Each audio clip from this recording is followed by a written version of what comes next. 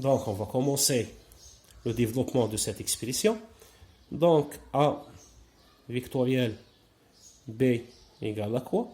Donc, on va commencer par développer, par exemple, par rapport aux lignes. Donc, c'est epsilon 1 G K AG BK E1 plus epsilon 2 G K AG BK E2 plus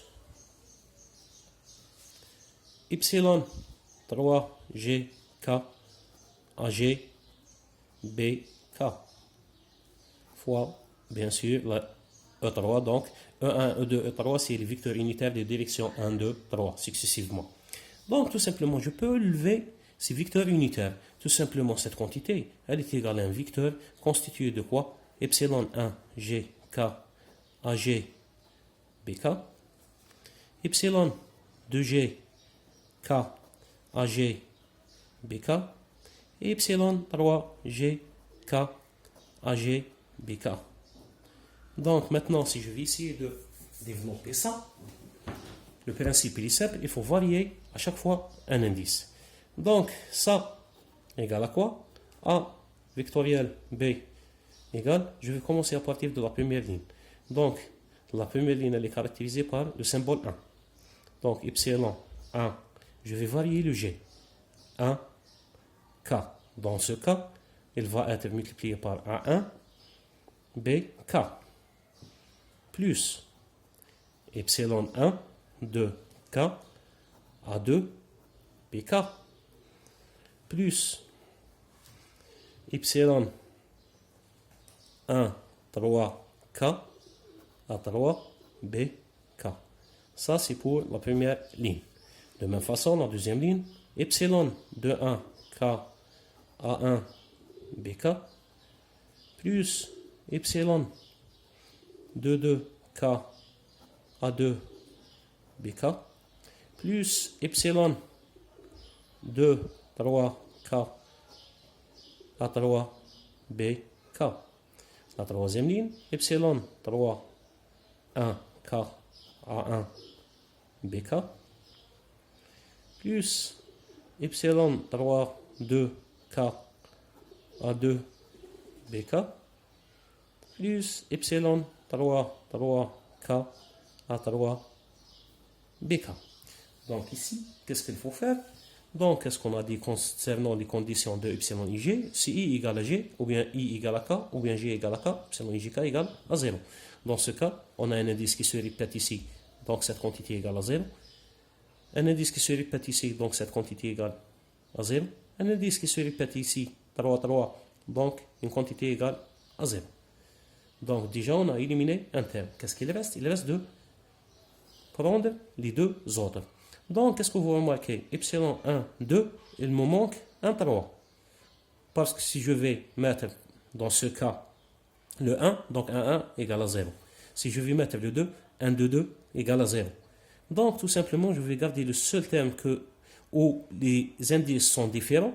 Donc, c'est epsilon 1, 2, 3. Donc, A2, B, 3. Donc, pour le troisième terme, de même façon, 1, 3, il me manque le 2. Donc, plus epsilon 1, 3, 2, A3, B2. Ça, c'est pour la première ligne. La deuxième ligne, epsilon 2, 1, qu'est-ce qu'il manque? Il manque le 3.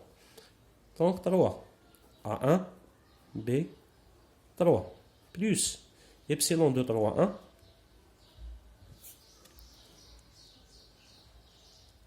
A3, B1. La dernière ligne, donc 3, 1, il me manque le 2, epsilon 3, 1, 2, A1, B2, plus epsilon 3, 2, 1, A2, B1.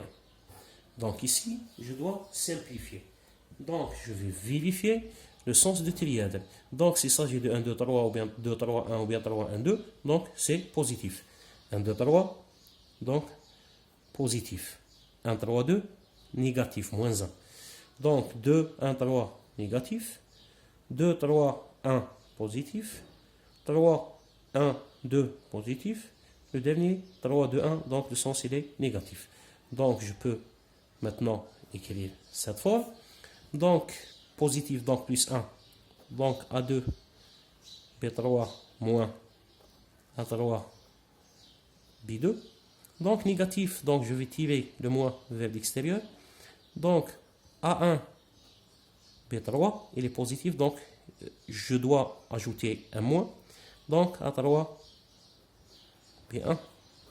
Le dernier, c'est A1, B2, moins A2, B1. On va vérifier. Est-ce que le résultat est bon par rapport au calcul manuel fait? Donc c'est A2, B3, moins A3, B2. Donc c'est la même. A1, B3 à l'intérieur, donc c'est la même. A1, B2, donc c'est la même. Donc c'est OK. Donc on a vérifié que cette écriture indicielle va donner le même résultat que le développement manuel.